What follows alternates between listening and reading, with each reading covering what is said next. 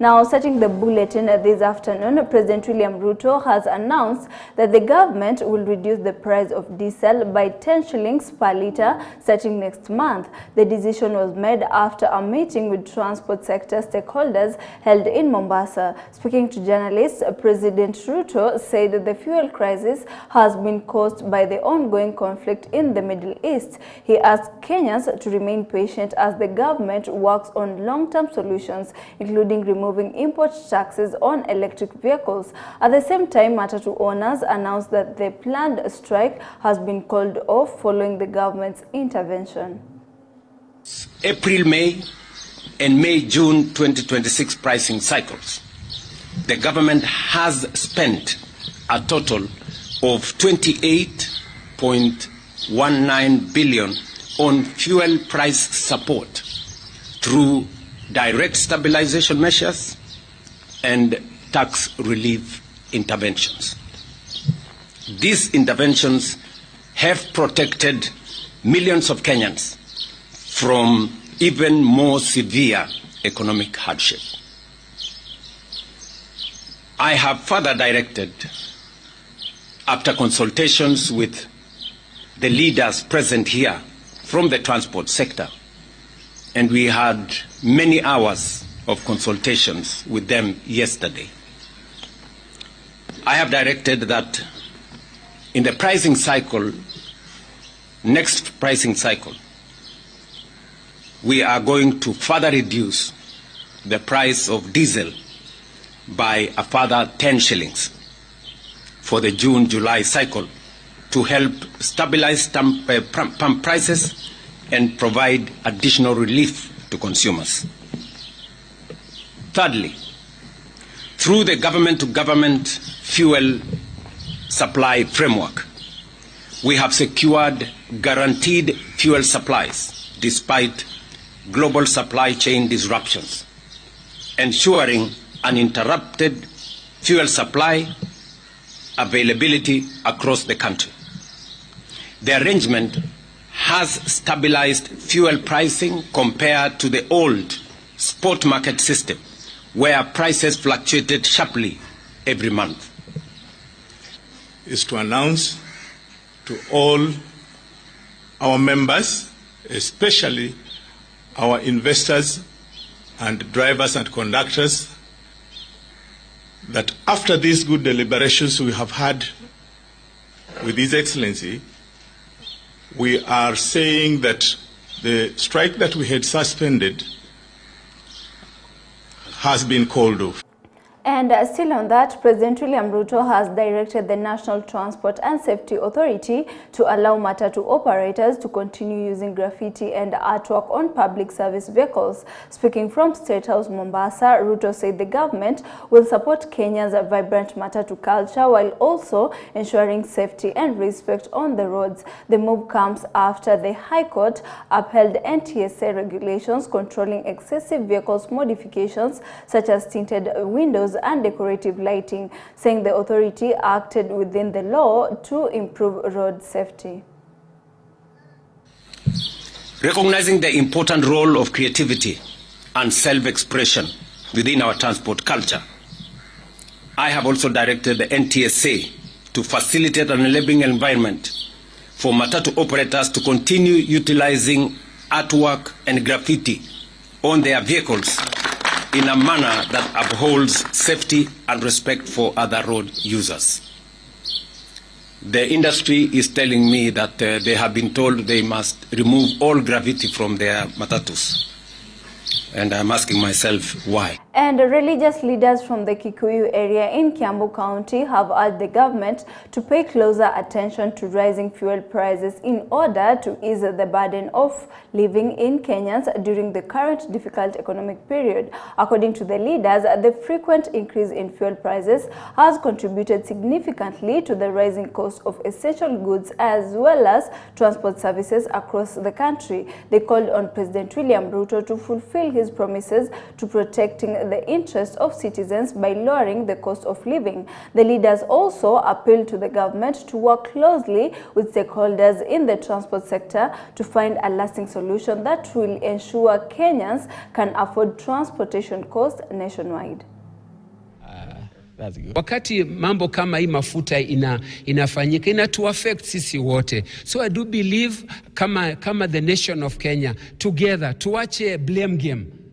Na hakika tushike huyu mnyama ambaye kwa sasa ni hiyo shida ya the economical aspect ya kwamba Kenya ni yetu. You said and you promised you will take care of this Mama Mboga. Please, on the ground Mama Mboga is crying. She has nothing to do because anytime she's trying to engage in her small business, she's really finding it hard. Hakuna petrol stations za watu wa hii side ya government na hii. Hakuna unga ya hawa na unga ya wale. Hakuna fare ya hawa na wale. So atulipishwi fare kulingana na kala yenye una support. So it's a national problem. Some of these things that are happening in the country, some Kenyans hawana clarity mafuta inapanda namna gani, because sometimes wanasikia Uganda mafuta ya diesel iko chini, Tanzania iko chini, kule kwingine mafuta iko chini, but Kenya ndio imepanda. So we need clarity from the leadership, from the government. Let them come out and tell Kenyans what is taking place, because communication is part of leadership. The Senate Finance Committee has called on county government to ensure public funds meant for development projects are used properly. Speaking to journalists after inspecting projects in Vihiga County, members of the committee said counties must make sure residents benefit from services such as clean water and improved infrastructure. The leaders urged county government to be transparent and accountable in the use of public resources to improve the lives of citizens. Tumeweza kutekeleza miradi za kusaidia jamii, miradi zinazozidi 15, na haswa miradi hizi ziko katika sekta ya maji ambapo tumehifadhi maeneo ya chemichemi zaidi ya 15, na pia tumeweza kusambaza maji kwa zaidi ya maboma 15,000 katika kaunti hii ya Vihiga. It is the Senate that passes the money that comes to counties from the development partners and from additional allocation. And it is our role to also follow up on that money to ensure that that money is used effectively. The great county of Vihiga, we've seen very good progress. I am also happy that they have local committees which also constitute of women, the young people, PWD. There's total inclusion. The community has also provided land for these projects to be put in place. They have good structures in terms of collection of the revenue that they collect, and then it helps them in terms of sustainability and also creating employment. We look at the implementation of the identified projects, the extent of community participation, whether the projects have found ownership with the community. We look at fitness for purpose, is it useful to the public? And we're also looking at value for money. And elsewhere, residents of Lenya in Siaya County are opposing the planned nuclear power project in the area. The residents say they were not involved or consulted before the project was introduced. They claim the area has many natural resources, especially gold, which many families depend on for their livelihoods. The residents fear the project could affect mining activities and the environment. Community members are now calling on the government to listen to their concerns and involve them in decision making before the project moved forward. This idea of nuclear being established here is something nobody has consulted us at all. We hear it from different social media that Lenya is a place for nuclear. So we wonder who gave them that authority to unilaterally decide that nuclear must be brought here. Since 2010 Constitution, we know things are done according to the demands of the public. Kama iko inchi anataka kupigana na Kenya, wataangalia tu penye hiyo mradi iko. Kwa sababu ya hiyo, sisi tumekata kama watu wa Central Sakwa, hatuwezi tukukubali. Hatuwezi tukubali ya kwamba hiyo mradi jengwe ile wa Kenya wawe kwa hatari. Hapa hapa Central Sakwa tuko hapa na kazi mingi kama uvuvi, kazi ya mining. Sasa tuseme ati hao watu wanataka kuja ati anatuletea hiyo mambo ya nuclear ati wataandika wengine nasikia 700, lakini hiyo sekta ya mining imeandika watu wengi. Tumekataa maneno ya nuclear ambayo ilikuwa inafaa iwekwe hapa katika kijiji letu la Lenya. Tumekataa kama wananchi wa hapa kwa sababu hatuwezi kubali kwa ile industry ambayo inakuja na inatoa wakazi wa hapo, inahamisha wakazi wa hapo kwenda mahali.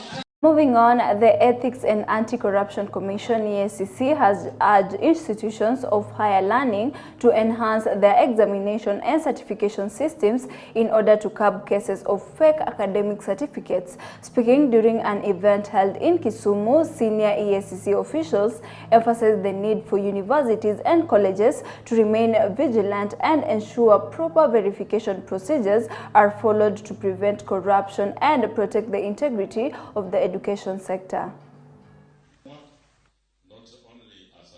The Commission will continue its ongoing crackdown on academic fraud in the public service, and will continue to recover all the salaries and the benefits that have been earned on the basis or using fake or forged academic certificates, and this is in addition to subjecting the academic cheats to prosecution.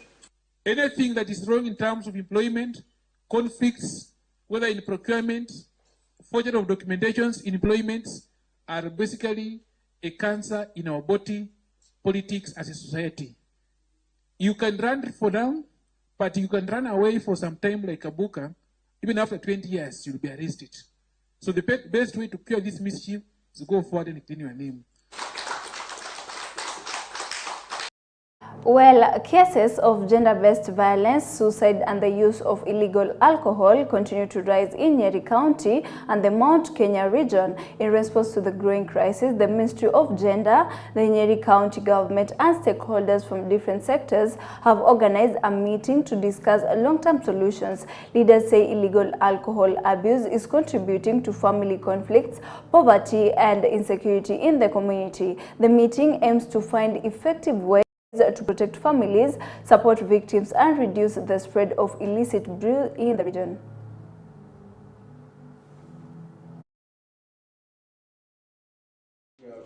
This is an initiative that you are going to replicate in all the other regions, because what is happening here is not an isolated problem, or these problems are not isolated. It is happening all over the country, but apparently the central region has been experiencing escalating cases, and that is why we started with this region. Yani, what is so complicated about saying taking someone to court, uachie judge amue hiyo kesi? Because kama DPP unapeleka kesi kotini, si ni kweli? Is it your duty to decide whether mtu huyo ni guilty or not? Lakini wewe unakataa mwanzo na unalipwa mshahara. All those issues that are contributing towards gender-based violence, like alcoholism and drug abuse, second-generation brews, and so on and so forth, must be dealt with immediately. Recently, we had an RRI which was for 90 days. We did a lot of work, but then we are aware that we did not finish. So we want to go for the second round and finish the job. Now, religious leaders across the country have been challenged to take a leading role in fighting discrimination and exclusion against people living with disabilities. Speaking during the first Interfaith Conference on Disability Issues held at Sitam Valley Road in Nairobi, participants called on church leaders and the wider community to embrace inclusivity and create environments that support and empower persons with disabilities. The conference emphasized the need for churches to be become safe and welcoming spaces where people living with disabilities can actively participate, serve, and access equal opportunities. Speakers noted that empowerment through education, social support, and economic opportunities is key to removing barriers that limit their participation in society. Participants also urged the government to respond more effectively to the needs of persons with disabilities, saying a society is judged by how it treats its most vulnerable members. Our churches are the table that should be large enough to accommodate all those who are physically challenged in one way or another and empower them so that we address those challenges. What we are saying is, how can we empower people to remove them from limiting and the barriers that limit them for them to participate in a limitless environment where they are given power through education, they are given power through association and opportunities in life that they can also participate and serve even in the church. And also call upon the nation and the government in this country to be responsive to the need of the people who are physically challenged, because a society generally is judged or measured according to how it handles those who are weak within that society. People with disability are crying out there. We have heard their heart cry that they need to be included, and so we are coming to respond to that, to make sure that these people are here today, that they are loved, that they are cared for, and that as a church, and we are here with the church leaders that say that we are welcoming people with disability, and we are going to do what we can to make sure that they feel that they belong to our churches. And back to education matters, education stakeholders in Tana River County are calling on the government to increase funding for special needs education. They say the amount allocated in the national budget is too little to support children with disabilities and other special learning needs. Teachers and parents urge that many schools lack enough learning materials, trained teachers, and proper facilities for these learners. The stakeholders are now urging the Ministry of Education to provide more resources to ensure all children receive quality education and equal opportunities.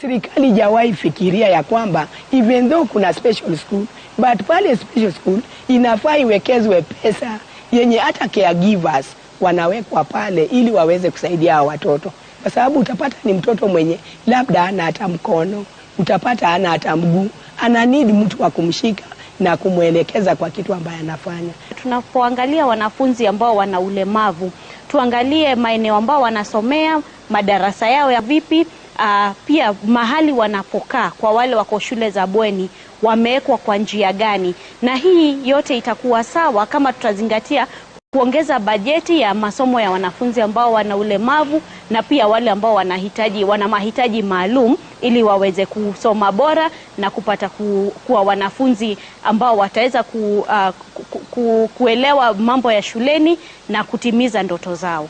Kwa nini bajeti inapokuwa inawekezwa katika ile masuala special need bado inaenda ikipungua kila wakati, hali ya kwamba ni area ambayo inahitaji bajeti ya kutosha ya kuanza kuhakikisha kwamba operation ya hii utekelezaji wa sera inaweza kutekeleza kikamilifu.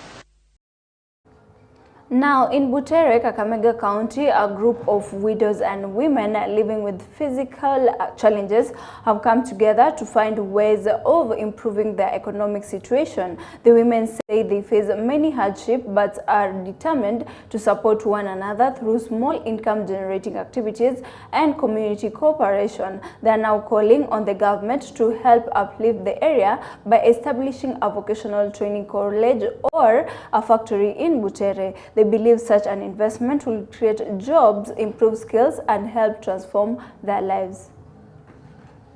Wale ambao wenye wako kwenye uongozi kwa ngazi ya juu na hapa chini, tukuje pamoja kama stakeholders, tukae pamoja ili tuanze kusukuma, hata kama tunaweza pata KMTC ama university hapa Butere, ndio tuone kwamba tunaweza pata hao watu wetu wapate venye wanaweza generate pesa yao, wapate ka income kupitia kwa biashara zao. Ni kikundi inaitwa Beneshachi, yani wenye gala kwa Kiswahili.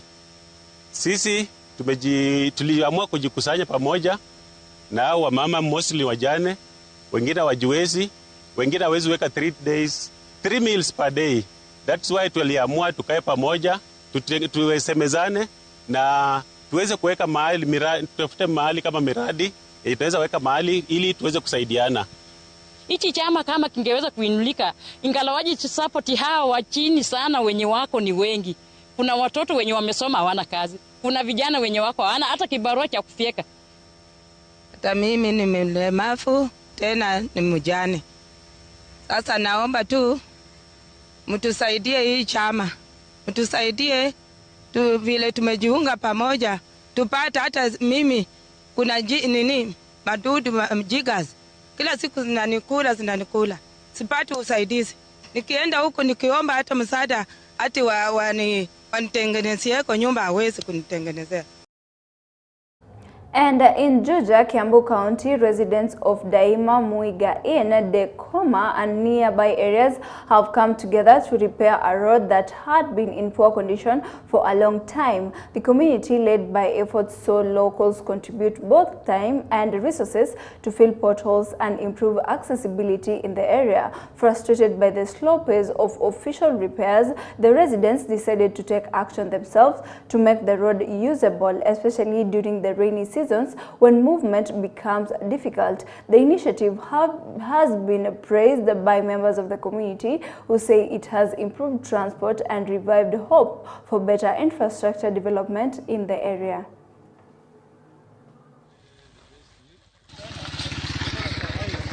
Tulibomoa ile rami ilikuwa hapo ya mashimo, tukaweka hii base mpya ya hardcore ikawa properly hard packed, na tukaweka hii gravel ya juu ambayo sasa ndio iweze kustabilize, na sasa imebakisha tu lami.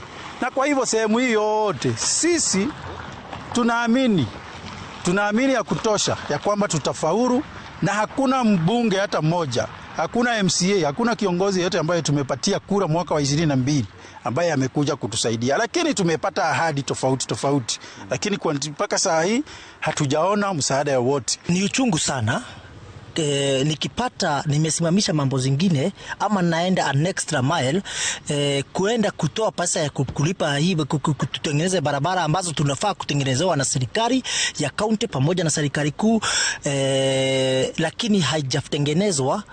Na saa hiyo kuna fuel levy, kama saa hii juzi tumeona maandamano imekuwa juu ya mafuta, tunaumia. That extra coin kuenda kwa mfuko. Tuko na watoto wanahitaji kulipua mashule. Kuna mambo lazima mambo iendelee, ile day to day life lazima iende, lakini tunalazimishwa sisi kujitengenezea barabara ambazo tunafaa kutengenezwa na serikali ambayo tulichagua, ambao walisema ni ya hasla. Mnajua tu venye economy iko. Si ati tuko na pesa, lakini nicho kidogo uko nacho unafinya side moja. Nasema wacha tu school fees ipeleke kidogo. Tuweke side gani? Juu kama tunalipa school fees na hatuna barabara, watoto watapitia wapi? Si sasa mtu anajisukuma, tunasema tulipe school fees kidogo, hii nyingine tuweke kwa barabara tupate kutembea. Na kama hii barabara haiko, tutaenda kutafuta hiyo pesa aje? Wengine wetu ni wafanyabiashara, tutaenda aje? Sasa lazima hii barabara ikuwe sawa ili tuweze kutokea. Viongozi wetu tunawaomba muweze kukaribia, sababu tulipiga kura, tumewachagua na ndio mfanye kazi, lakini saa hii sisi tunatoa pesa kutoka mifuko zetu. Watoto wetu hawaendi mashule, ndio tuchage, ndio tupate hiyo pesa.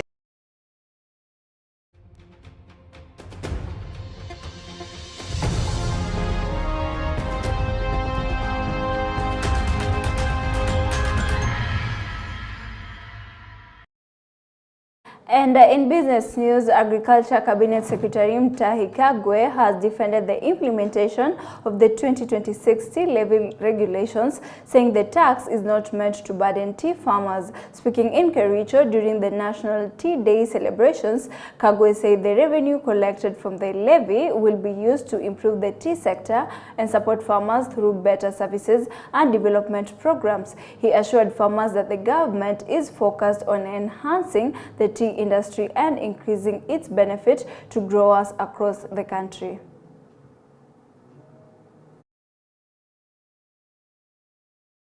You put tea in a gunia,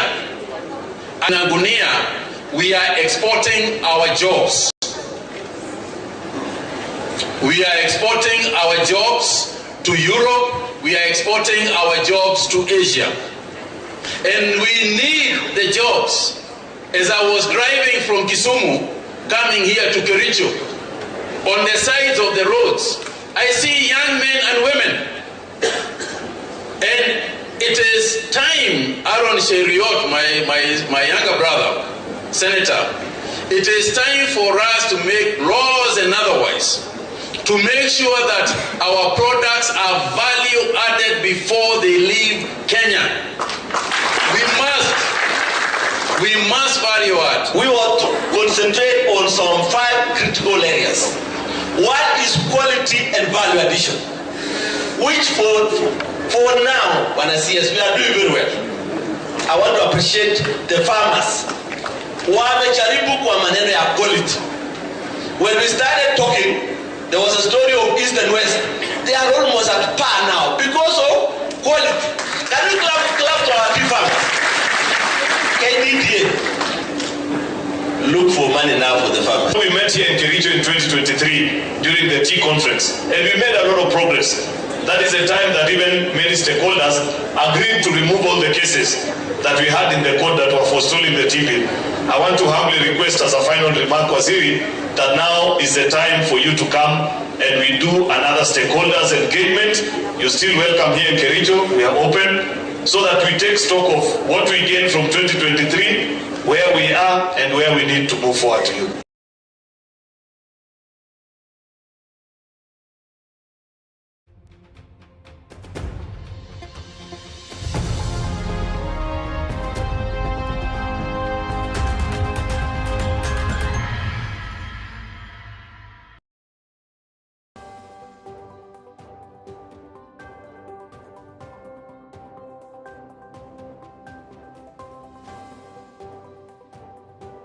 And finally, that's all we have for today's EBN News at 1 p.m. More news will be coming your way later on. I'm Leticia Afandi. Enjoy the rest of your viewing.